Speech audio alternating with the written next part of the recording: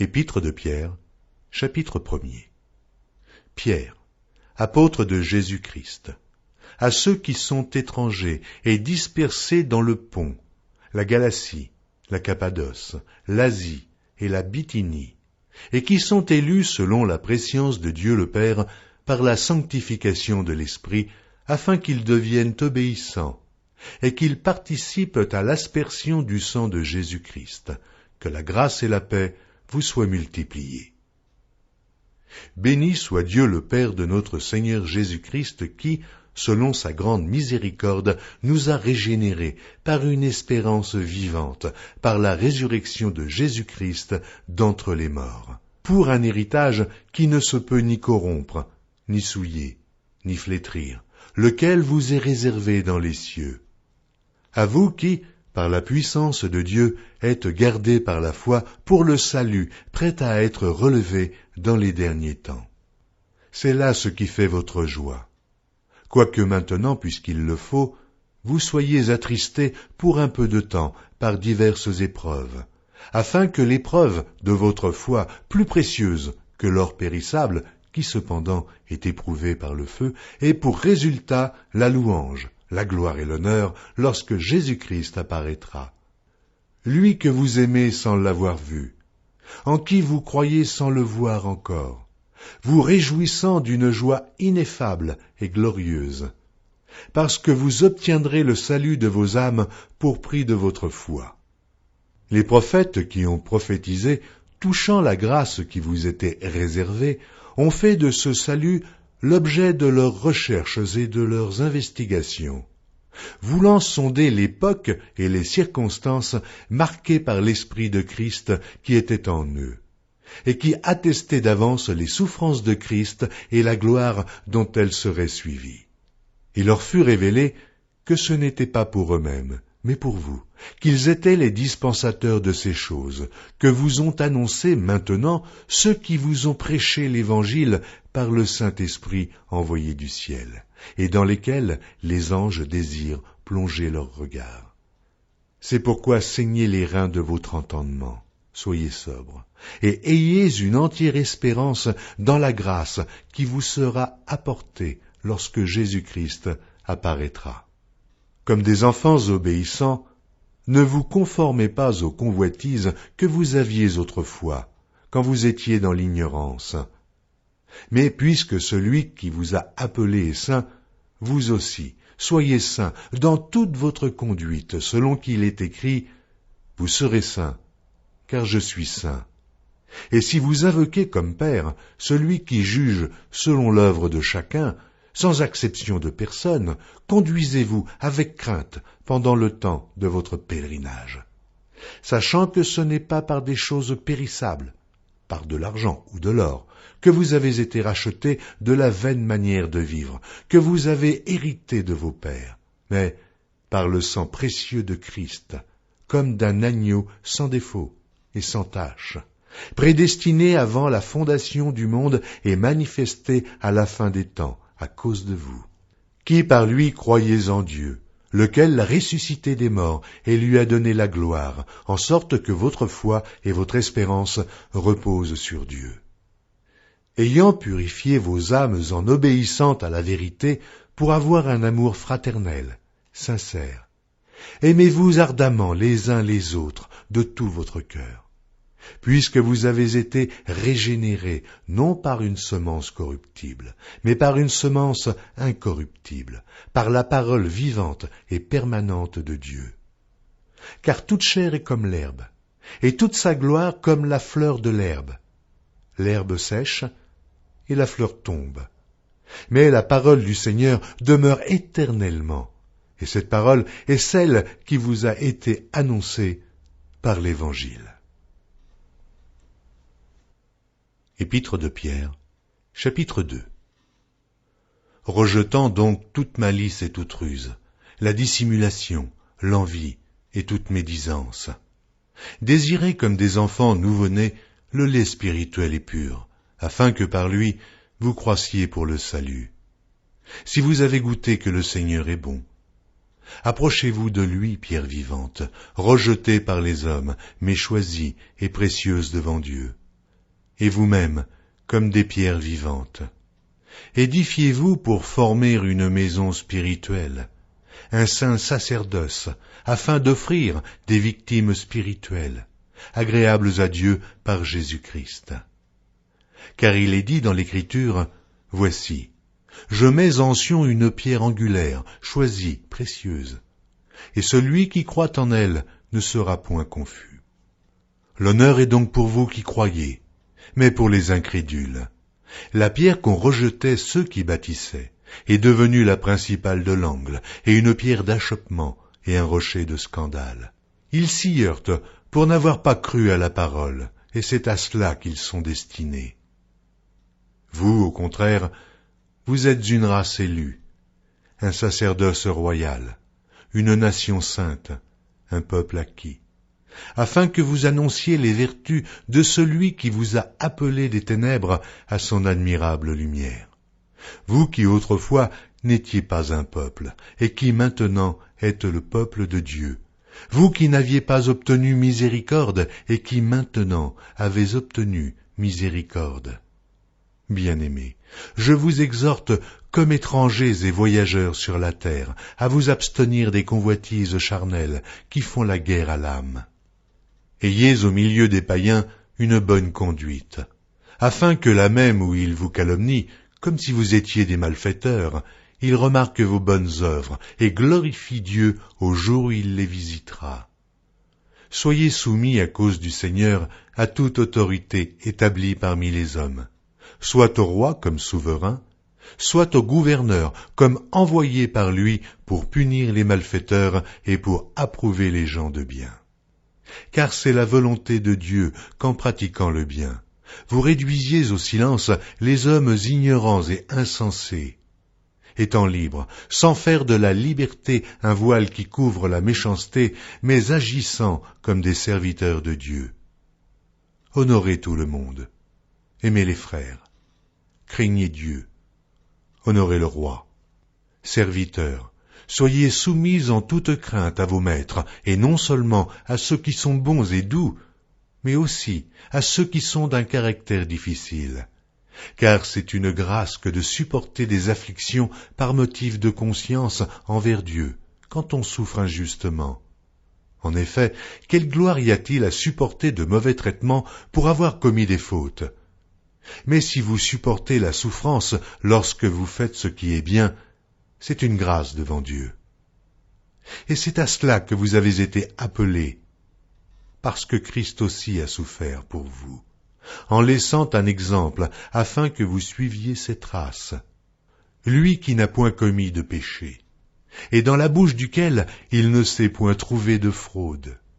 Lui qui injuriait ne rendait point d'injure, maltraité ne faisait point de menaces, mais s'en remettait à celui qui juge justement. Lui qui a porté lui-même nos péchés en son corps sur le bois, afin que, morts au péché, nous vivions pour la justice. Lui par les meurtrissures duquel vous avez été guéris. Car vous étiez comme des brebis errantes, mais maintenant, vous êtes retournés vers le pasteur et le gardien de vos âmes. Épître de Pierre, chapitre 3. Femmes, soyez de même soumises à vos maris, afin que, si quelques-uns n'obéissent point à la parole, ils soient gagnés sans parole par la conduite de leurs femmes, en voyant votre manière de vivre chaste et réservée. Ayez non cette parure extérieure, qui consiste dans les cheveux tressés, les ornements d'or ou les habits qu'on revêt, mais la parure intérieure est cachée dans le cœur, la pureté incorruptible d'un esprit doux et paisible, qui est d'un grand prix devant Dieu. Ainsi se paraient autrefois les saintes femmes qui espéraient en Dieu soumises à leur mari, comme Sarah qui obéissait à Abraham et l'appelait son Seigneur. C'est d'elles que vous êtes devenues les filles, en faisant ce qui est bien, sans vous laisser troubler par aucune crainte. Marie, montrez à votre tour de la sagesse dans vos rapports avec vos femmes, comme avec un sexe plus faible. Honorez-les comme devant aussi hériter avec vous de la grâce de la vie. Qu'il en soit ainsi, afin que rien ne vienne faire obstacle à vos prières. Enfin, soyez tous animés des mêmes pensées et des mêmes sentiments, pleins d'amour fraternel, de compassion, d'humilité. Ne rendez point mal pour mal, ou injure pour injure. Bénissez au contraire, car c'est à cela que vous avez été appelés, afin d'hériter la bénédiction.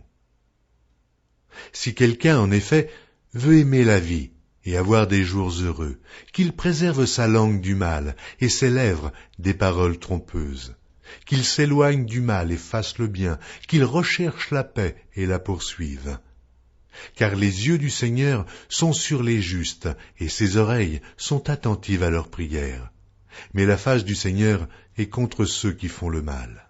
Et qui vous maltraitera si vous êtes zélés pour le bien? D'ailleurs, quand vous souffririez pour la justice, vous seriez heureux. N'ayez d'eux aucune crainte, et ne soyez pas troublés. Mais sanctifiez dans vos cœurs, Christ le Seigneur étant toujours prêt à vous défendre avec douceur et respect devant quiconque vous demande raison de l'espérance qui est en vous. Et ayant une bonne conscience, afin que, là même où il vous calomnie comme si vous étiez des malfaiteurs, ceux qui décrient votre bonne conduite en Christ soient couverts de confusion. Car il vaut mieux souffrir, si telle est la volonté de Dieu, en faisant le bien qu'en faisant le mal. Christ aussi a souffert une fois pour les péchés, lui juste pour des injustes, afin de nous amener à Dieu, ayant été mis à mort quant à la chair, mais ayant été rendu vivant quant à l'esprit, dans lequel aussi il est allé prêcher aux esprits en prison, qui autrefois avaient été incrédules lorsque la patience de Dieu se prolongeait au jour de Noé, pendant la construction de l'arche, dans laquelle un petit nombre de personnes, c'est-à-dire 8, purent sauver à travers l'eau. Cette eau était une figure du baptême, qui n'est pas la purification des souillures du corps, mais l'engagement d'une bonne conscience envers Dieu, et qui maintenant vous sauve, vous aussi, par la résurrection de Jésus-Christ, qui est à la droite de Dieu depuis qu'il est allé au ciel, et que les anges, les autorités et les puissances lui ont été soumis. Première épître de Pierre, chapitre 4. Ainsi donc, Christ ayant souffert dans la chair, vous aussi, armez-vous de la même pensée, car celui qui a souffert dans la chair en a fini avec le péché, afin de vivre non plus selon les convoitises des hommes, mais selon la volonté de Dieu, pendant le temps qui lui reste à vivre dans la chair.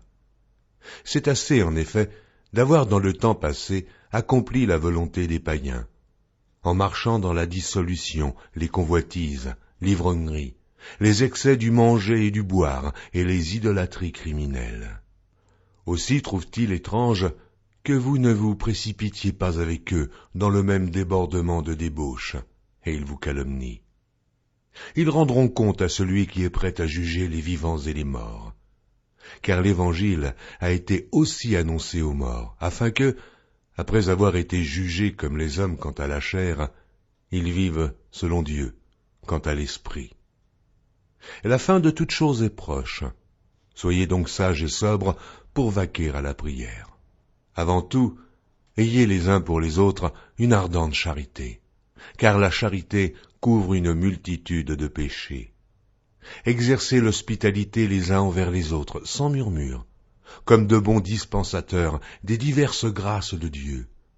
Que chacun de vous mette au service des autres le don qu'il a reçu. Si quelqu'un parle, que ce soit comme annonçant les oracles de Dieu. Si quelqu'un remplit un ministère, qu'il le remplisse selon la force que Dieu communique, afin qu'en toute chose, Dieu soit glorifié par Jésus-Christ, à qui appartiennent la gloire et la puissance au siècle des siècles. Amen. Bien-aimés, ne soyez pas surpris comme d'une chose étrange qui vous arrive, de la fournaise qui est au milieu de vous pour vous éprouver. Réjouissez-vous au contraire de la part que vous avez aux souffrances de Christ, afin que vous soyez aussi dans la joie et dans l'allégresse lorsque sa gloire apparaîtra.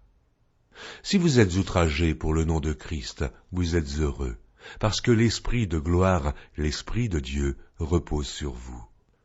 Que nul de vous, en effet, ne souffre comme meurtrier, ou voleur, ou malfaiteur, ou comme s'ingérant dans les affaires d'autrui.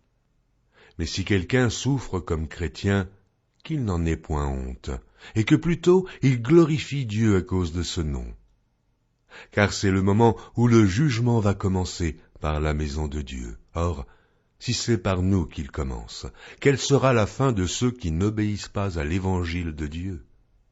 Et si le juste se sauve avec peine, que deviendront l'impie et le pécheur? Ainsi que ceux qui souffrent selon la volonté de Dieu remettent leur âme au fidèle Créateur en faisant ce qui est bien. Première épître de Pierre, chapitre 5. Voici les exhortations que j'adresse aux anciens qui sont parmi vous, moi, ancien comme eux, témoins des souffrances de Christ et participants de la gloire qui doit être manifestée. Paissez le troupeau de Dieu qui est sous votre garde, non par contrainte, mais volontairement, selon Dieu, non pour un gain sordide, mais avec dévouement, non comme dominant sur eux qui vous sont échus en partage, mais en étant les modèles du troupeau. Et lorsque le souverain pasteur paraîtra, vous obtiendrez la couronne incorruptible de la gloire. De même, vous qui êtes jeunes, soyez soumis aux anciens. Et tous, dans vos rapports mutuels, revêtez-vous d'humilité, car Dieu résiste aux orgueilleux, mais il fait grâce aux humbles. Humiliez-vous donc sous la puissante main de Dieu, afin qu'il vous élève au temps convenable, et déchargez-vous sur lui de tous vos soucis, car lui-même prend soin de vous. Soyez sobres, veillez. Votre adversaire, le diable, rôde comme un lion rugissant, cherchant qui il dévorera. Résistez-lui avec une foi ferme, sachant que les mêmes souffrances sont imposées à vos frères dans le monde. Le Dieu de grâce, qui vous a appelé en Jésus-Christ à sa gloire éternelle, après que vous aurez souffert un peu de temps, vous perfectionnera lui-même, vous affermira, vous fortifiera, vous rendra inébranlable. À lui soit la puissance au siècle des siècles. Amen. C'est par Sylvain, qui est à mes yeux un frère fidèle, que je vous écris ce peu de mots, pour vous exhorter et pour vous attester que la grâce de Dieu à laquelle vous êtes attachés est la véritable.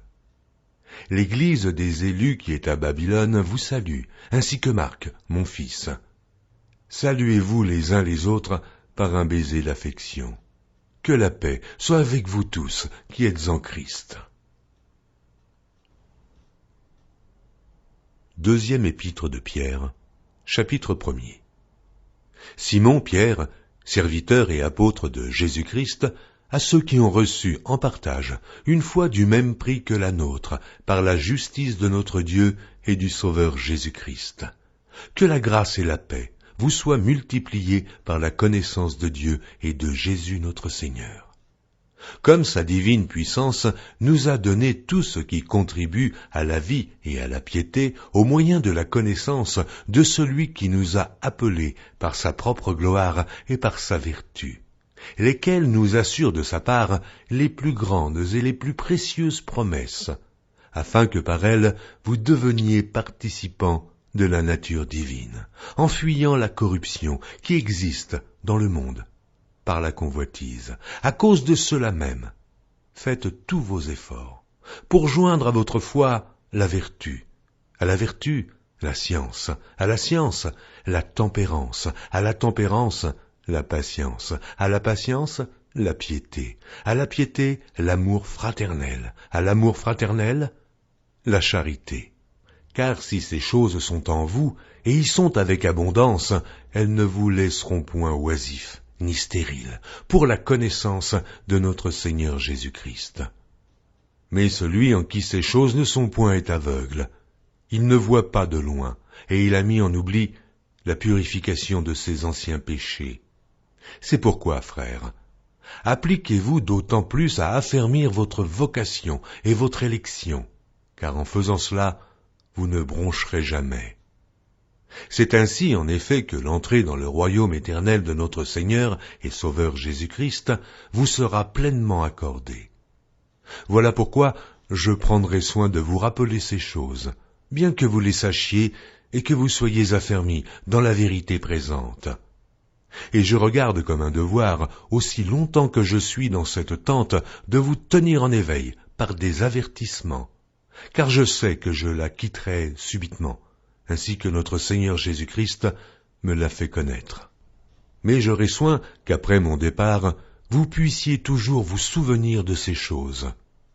Ce n'est pas, en effet, en suivant des fables habilement conçues, que nous vous avons fait connaître la puissance et l'avènement de notre Seigneur Jésus-Christ, mais c'est comme ayant vu sa majesté de nos propres yeux.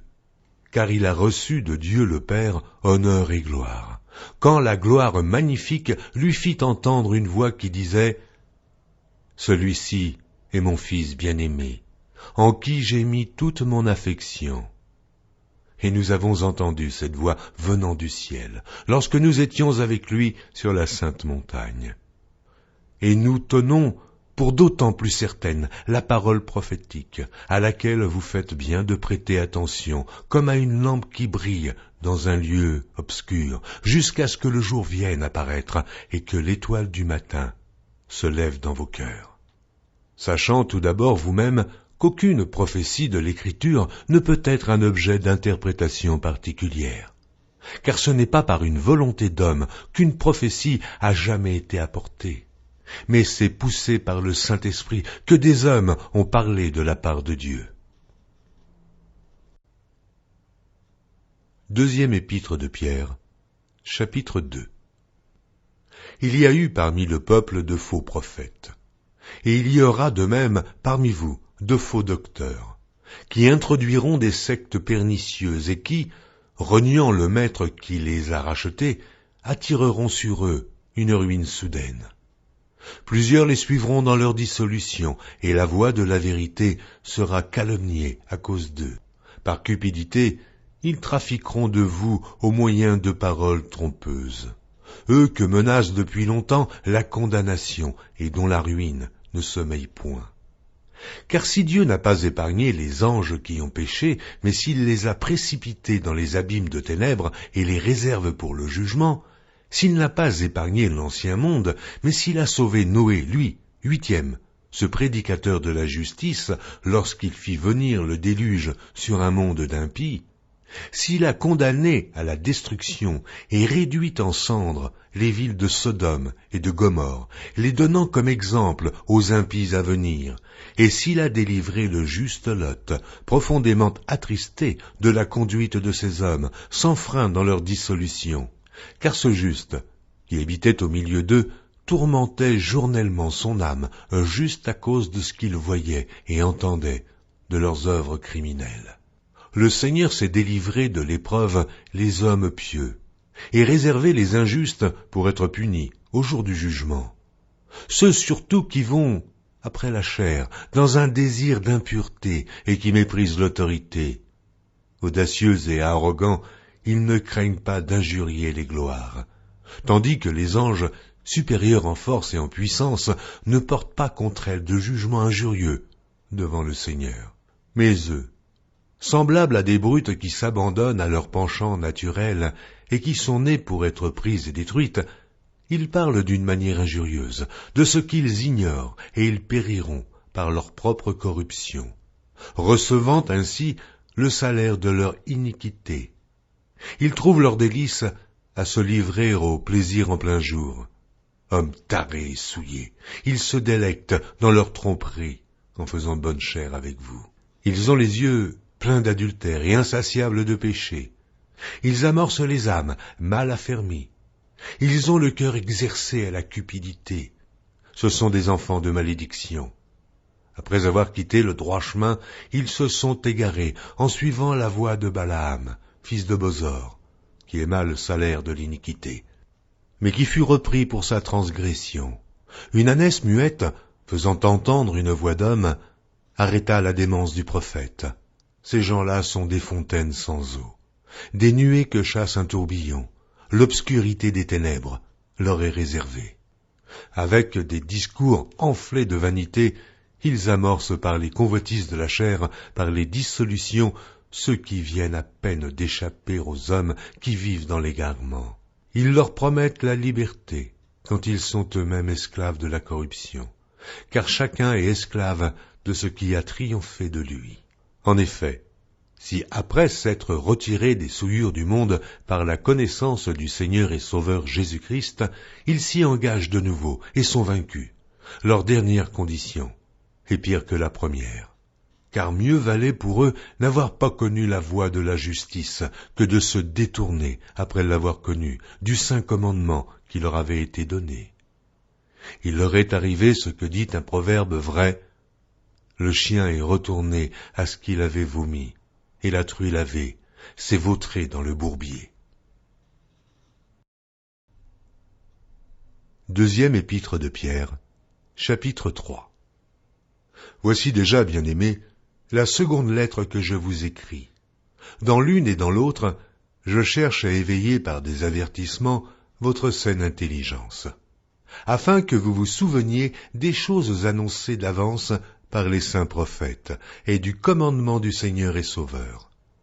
Enseigné par vos apôtres, sachant avant tout que, dans les derniers jours, il viendra des moqueurs avec leurs railleries, marchant selon leur propre convoitise et disant: où est la promesse de son avènement? Car, depuis que les pères sont morts, tout demeure comme dès le commencement de la création.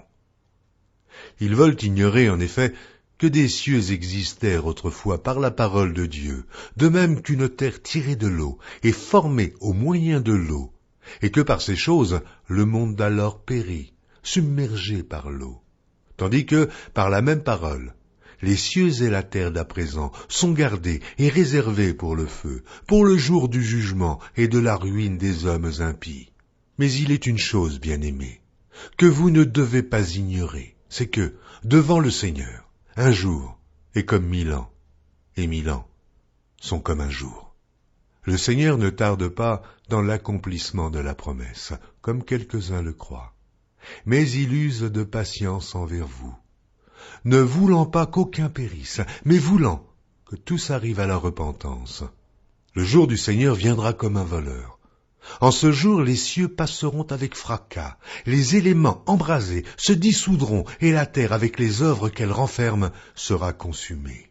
Puisque donc toutes ces choses doivent se dissoudre, quelles ne doivent pas être la sainteté de votre conduite et de votre piété, tandis que vous attendez et hâtez l'avènement du jour de Dieu, à cause duquel les cieux enflammés se dissoudront et les éléments embrasés se fondront. Mais nous attendons, selon sa promesse, de nouveaux cieux et une nouvelle terre, où la justice habitera. C'est pourquoi, bien-aimés, en attendant ces choses, appliquez-vous à être trouvés par lui sans tache et irrépréhensibles dans la paix. Croyez que la patience de notre Seigneur est votre salut, comme notre bien-aimé frère Paul vous l'a aussi écrit, selon la sagesse qui lui a été donnée.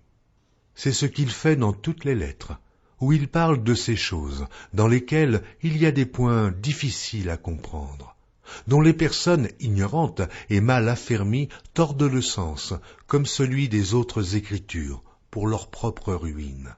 Vous donc, bien-aimés qui êtes avertis, mettez-vous sur vos gardes, de peur qu'entraînés par l'égarement des impies, vous ne veniez à déchoir de votre fermeté. Mais croissez dans la grâce et dans la connaissance de notre Seigneur et Sauveur Jésus-Christ. À lui soit la gloire, maintenant et pour l'éternité. Amen.